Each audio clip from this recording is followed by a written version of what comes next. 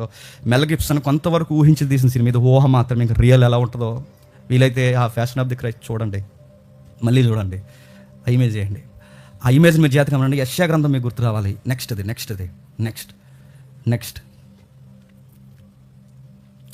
అదిగో చూడండి, రక్తపు ముద్ద అయిపోయాడండి. యెషయా గ్రంథంలో రాసింది అదేనండి. సొగసైనను స్వరూపమైన లేదు, ఆయన అపేక్షించడానికి అంత అట్రాక్షన్ పర్సన్గా లేడు. అది ఏదో పైన ఒక చిన్న వస్త్రం ఉంచారు ఆయన మానాన్ని అడ్డెట్టుకోవడానికి, ఆ గోని బట్ట కట్టారు, ముళ్ళ కిరీటం పెట్టారు, చేతులు కట్టారు, తీసుకొచ్చారు, నిలబెట్టి ఇలా అంటున్నారు ప్రభుని చూపిస్తూ, ఇతనంటే నాకు ఏ నేరం లేదన్న. ఏం చెప్పారు చెప్పండి, నాకు సరిపోలేదు ఆ పాదాలకి. ఇంత చేసిన వాళ్ళు ఏమన్నా చెప్పినా, రక్తపు ముద్దగా చూపించిన తర్వాత ఫిలాత్ ఫీలింగ్ ఇది ఏమన్నాడంటే, ఇంత ఎలా చూసైనా సరే జాలి పడతారేమో అనుకున్నారంటే, ఇలా చూసి సరే ఇంక మా కోపం తీరిపోయింది, ఇక వదిలేయండి, ఇక్కడి నుంచి మాకు అవసరం లేదని అంటారు అనుకున్నాడు పిలాతు. ఇంత జరిగే కూడా ఏమన్నారు తెలుసా, మాకు సరిపోదు, మాకు ఆ దెబ్బలు సరిపోవు, మాకు ఇవేమీ సరిపోవు, మాకు ఇంకా ఆ లోపల మాకు అలా పగుండిపోయింది. ఆ పగ ఏంటంటే సిలువేము. సిలువకు బిగినింగ్లోనే ఎంత నలిపేశారో చూడండి. సిలువేమని కట్టుకారు సార్. నోడుతుంది ఈ సిలువ ఏమన్నది ఎవడండి నేను అడుగుతున్నాను, ఎవరండి? ప్రజలను ఉంది అక్కడ. ఎవరా ప్రజలు? రొట్టెలు తిన్నోళ్ళు. ఎవరా ప్రజలు? స్వస్థతలు పొందిన వాళ్ళు. ఎవరండి ఆయన దుర్మార్గుడు అంటున్నది? ఆయన చేతి నీళ్ళు మా చేతి నీళ్ళు దాగిన వాళ్ళు. ఎవరండి ఆయన అంతగా ఏడిపిస్తున్నది చెప్పండి? జాలి దయ. పిలాతు అనుకున్నాడు ఇలా చూసైనా క్షమించేస్తారేమో అనుకున్నాడు, కానీ వాళ్ళు అన్నారు చావాల్సిందే, ఆ మనిషి ప్రాణం పోతే కానీ మాకు మనశ్శాంతి ఉండదు. పిలాతు ఏమీ చేయలేకపోతే అన్నాడు, ప్రశ్నలు అడిగాడు. లోపలికి వెళ్ళి 27వ అధ్యాయంలో మళ్ళీ అడుగుతున్నాడు, మళ్ళీ మాట్లాడుతున్నాడు. ఎన్నిసార్లు చెప్పిన ఆయన మౌనం వహిస్తున్నాడు. ఒక మాట అన్నాడు, ఏమంటున్నాడు చూడండి.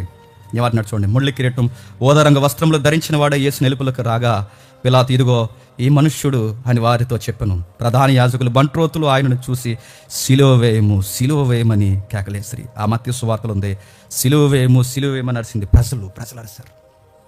ఆశ్చర్యకరమైన సంగతి చెప్పిన బైబిల్లో రాయబడిన మాట, వారి కేకలే చెప్పండి గెలిచేయండి. ఒరేయ్ 5 సార్లు నిర్దోషని జడ్జిమెంట్ వచ్చింది. 5 సార్లు నిర్దోషని జడ్జిమెంట్ వచ్చినా చివరికి ఏం గెలిచాయి చెప్పండి? ఆ నోరే గెలిచింది, ఆ కేకలే గెలిచాయి, చంపేస్తారు. మనకు రాయబడిన మరో పదం ఏంటో చెప్పిన, ఆ రోజు పిలాతు అడుగుతున్నాడు, నువ్వు రాజువా?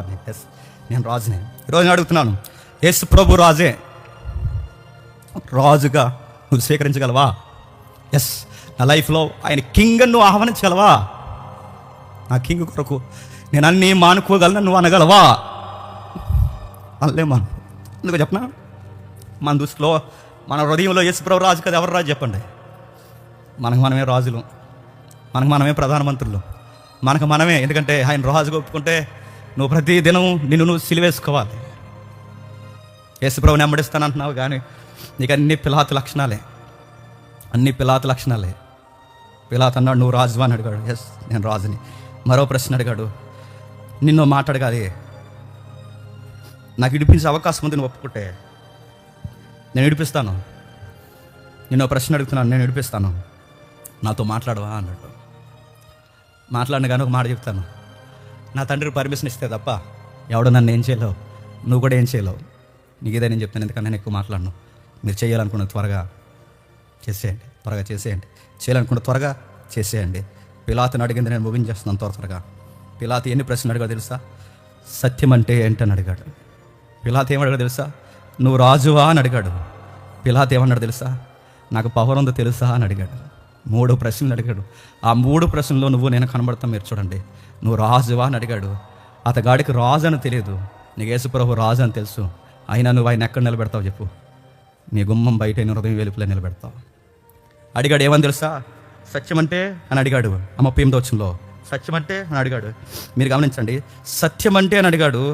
సత్యం తెలుసుకునే ప్రయత్నం చేశాడా? ఈరోజు నేను అడుగుతున్నాను, సత్యం వినబడుతున్నాను అడుగుతున్నాను, సత్యం వినాలన్న మనసు, నేర్చుకోవాలన్న మనసు నీకుందా? నువ్వు పిలాతు గడువు కాదా చెప్పు? వాడు సత్యం అంటే జస్ట్ క్వశ్చన్ రేజ్ చేసి వెళ్ళిపోయాడు. ఈరోజు నీకు సత్యం వినబడుతున్నప్పుడు ఆ సత్యం వెలకోరుతుంది, నువ్వు ఇవ్వగలవా? ఆ సత్యం నీ సమయాన్ని వెలకొడుతుంది, నీ జ్ఞానాన్ని వెలకొడుతుంది, నువ్వు చెప్పుకునే ప్రతి విషయాన్ని వెలకొడుతుంది, వెనకాల రమ్మంటుంది, త్యాగం చేయమంటుంది. ఆ సత్యం ఎలా అంటుంది ఏమని తెలుసా? సత్యము అంటే అడిగిన వాడికి ప్రతి ఒక్కటి చెప్తుంది. సత్యం ఏమని చెప్పిందంటే నువ్వు పాపివి అని చెప్తుంది. ఆ సత్యం చెబుతున్నది ఒప్పుకుంటావా? నీ స్వనీతి వలన నీకు నీతి లేదని సత్యం చెప్తుంది. ఒప్పుకుంటావా? నువ్వు నిలబడగలవా? ఆశీర్వాదకరంగా ఉండగలవా? నీ నీతిని, నీ కొరకు, దేవుడి కొరకు, ఇదిగో నువ్వు ఇలా ఉండాలి, నీ పరుగు, నీ ఆకలి, నీ కోరిక, నీ దాహం, చివరికి నువ్వు మరణించే మరణం కూడా ఇదిగో దేవుడి కొరకని సత్యం కోరుతుంది. ఆ సత్యం నువ్వు వినగలవా? పిలాతుగాడు సత్యం అంటే ఏంటని ఎలాగైతే అడిగేసి పక్కకు పోయాడని అడుగుతున్నాను. ఈరోజు సత్యం కొరకు నువ్వు సమయాన్ని కేటాయించగలవా? సత్యం కొరకు నీ ధనాన్ని కేటాయించగలవా? సత్యం కొరకు నీ నాలెడ్జ్ని పెట్టుబడిగా పెట్టగలవా? సత్యం కొరకు నీ ప్రాణాన్ని తృణప్రాయంగించగలవా? సత్యం కొరకు నీ కుటుంబాన్ని, బంధాన్ని పక్కన పెట్టి రాగలవా? సత్యం కొరకు నువ్వు దేవుని కొరకు చనిపోగలవా? ఏంటి సత్యం అంటే? సత్యం అంటే ఇది. దీనిని స్వీకరించాలంటే మరి చెప్తున్నాను, దమ్ముండాలి. సత్యాన్ని స్వీకరించాలి. ఆ దమ్ము పిలాతుగాడికి లేదు. ఆ దమ్ము పిలాతుగాడికే కాదు, ఈరోజు చాలా మందికి లేదు. సత్యం స్వీకరించాలంటే దమ్ముండాలి. ఏం దమ్ముండాలి? నీ టైం ఇచ్చే సత్యానికి ఇవ్వగలవా? నీ నాలెడ్జ్ ఇచ్చే ఇవ్వగలవా? నీ లైఫ్ ఇచ్చే సత్యానికి ఇవ్వగలవా? నువ్వు ఇవ్వలేవు.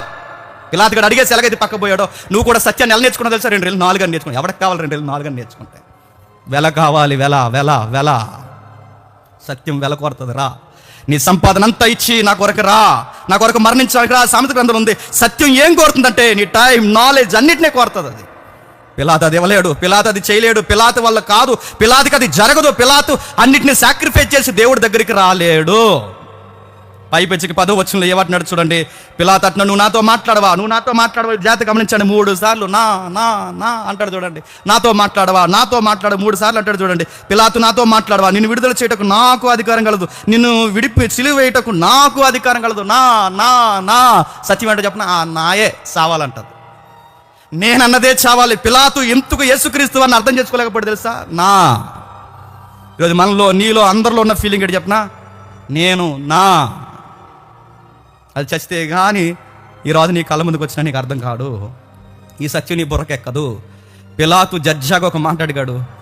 ఈయనేం చేద్దాం అని అడిగాడు 23వ అధ్యాయంలో. ఈయన అందు ఏ దోషం లేదు, ఈయనేం చేయమంటారని అడిగారు.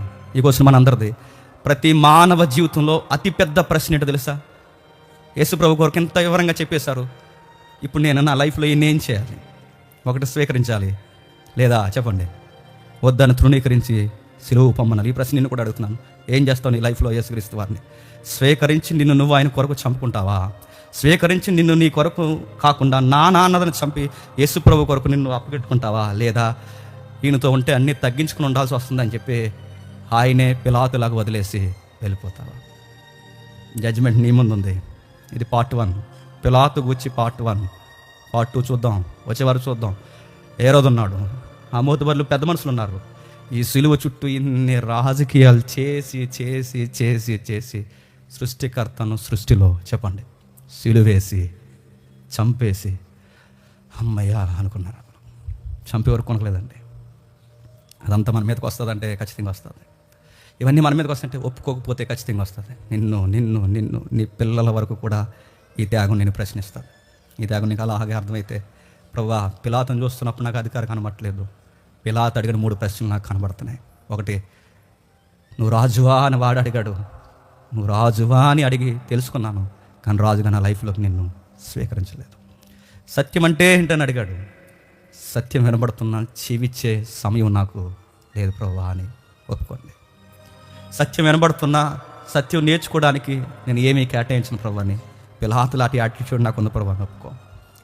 నా అని సింహాసనం కూర్చుని మోతుబరు కబుర్లు ఎలాగైతే చెప్పాడో ప్రతి దాంట్లో నానే చచ్చిపోతున్నాను ప్రభు అని పిలాతు నాలో బతుకున్నాడని ఒప్పుకో. మోకాలు వేయగలిగిన వారు మోకాలు వేయండి, మోకాలు వేయలేని వారు లేచి నిలబడండి. కళ్ళు మూసుకోండి. ఎవరి కొరకు ఆలోచించొద్దు, ఏ విషయాలు ఆలోచించొద్దు, ఏది మనసులో పెట్టుకోవద్దు. నీకు వినబడిన వాక్యము నువ్వు నీ దేవుడు తప్ప ఇక ఏది మనసులోకి రానివద్దు. అలానే ఏకీవించండి. దేవా 5 సార్లు నిర్దోషి అని తేల్చిన సిలువ వేయమనే కేకలే ఆ రోజు గెలిచాయి తండ్రి. మేము అక్కడున్నా మేము అదే అంటాం తండ్రి. మేమేం తీసిపోయే వాళ్ళం ఏం కాదు. తినే చేతుల్నే నరకాలను కోరుకునే మనుషులు దేవా. మనుషులుగా తండ్రి మంచిని చూడలేని కళ్ళు తండ్రి మాకు. ఆ రోజు పిలాతు నిలబడి అడిగాడు ఈయనేం చేయాలి అని. ఒకటి స్వీకరించాలి, లేదా సిలువ వేయాలి. ఆ ప్రశ్న ఈ రోజుకి మిగిలిపోయింది. విశ్వాసులుగా మా ముందుకు ఈ ప్రశ్న వచ్చింది. ఈయనేం చేయాలి? రాజుగా స్వీకరించాలా? ఈయన రాజుగా వస్తే ఈయన దగ్గర మేము బానిసగా ఉండలేమని ఆయన సిలువ వేసేయండి అని మేము చెప్పేయాలా? ఆ ప్రశ్న ఇంకా మా కళ్ళ ముందు ఉంది దేవా. సత్యం అంటే అని ఏంటి అడిగాడు, కానీ సత్యాన్ని నేర్చుకోవడానికి సమయం కేటాయించలేదు, ధనాన్ని కేటాయించలేదు. ఏ పరుగులు చేయలేదు తండ్రి, కేవలం ప్రశ్నించి మాత్రమే ఉండిపోయాడు. ఈరోజు సత్యం విలువ ఎవరికీ తెలియదు తండ్రి. సత్యమే జీవింపజేస్తుందన్న ఆ యొక్క శక్తి ఎవరికీ తెలియదు తండ్రి. సత్యం వినే వాళ్ళు లేరు, నేర్చుకునే వాళ్ళు లేరు, బోధిస్తే స్వీకరించే వాళ్ళు లేరు, మార్చుకునే వాళ్ళు లేరు. ఇది నిజమే అని అంగీకరించి ఈ సత్యానికి నేను ఏం చేయాలని తండ్రి వారి హృదయాలు చింపుకుని మీ పాదాల మీద పడేవాళ్ళు లేరు తండ్రి. అందుకే పిలాతు ఎలాంటివాడో మేము కూడా అలాంటి వాళ్ళు. నాకు అధికారం ఉంది, నేను అలాగా, నేను ఇది అది అని పిలాతు ఎలాగైతే డాంబికానికి గొప్పలకు పోయాడో ఈరోజు కూడా తండ్రి మాలా ఉంది తేవా, అది బతికే ఉంది. నేను నాకు ఈ డాంబికమైన మాటలు మా కళ్ళ ముందు ఇంకా ఉన్నాయి తండ్రి. అందుకేనేమో నజరేయుడైన యేసుడు మాకు ఇంకా అర్థం కావట్లేదు. విలువైన మాటలు మాకు అందించారు. వచ్చే వారం కూడా మాతో మాట్లాడండి. మా కళ్ళ ముందు జరిగినట్టే సిలువ మాకు కనబడుతుంది తండ్రి. మా కళ్ళ ముందే ఆయన కొడుతున్నట్టు మాకు అనిపిస్తుంది దేవా. మా కళ్ళ ముందే బలవంతంగా ముళ్ళు తండ్రి ఆయనకి గుచ్చినట్టు మాకు తెలుస్తుంది తండ్రి. ఇది చాలా అన్యాయం. ఆయన యందు ఏ నేరం లేదని తెలిసినా తండ్రి గోనిపట్టు కప్పి చూడలేనంత రక్తపు ముద్దగా ఆయన మార్చేశారు తండ్రి. చరిత్రలో జరిగిన అన్యాయపు తీర్పు తండ్రి. ఇది అందరికీ తెలిసే జరిగింది, ఎవరికి తెలియదు అనడానికి లేదు దేవా. ఆయన మంచివాడని తెలుసు. ఆయనను తండ్రి సిలువేసే వరకు వాళ్ళ మనస్సులో మనశ్శాంతిగా లేదు. మాతో ఉండండి, మాతో మాట్లాడండి, మాతో తండ్రి సిలువ త్యాగం మాకు ఎప్పుడు జ్ఞాపకం చేయండి. ఆమేన్.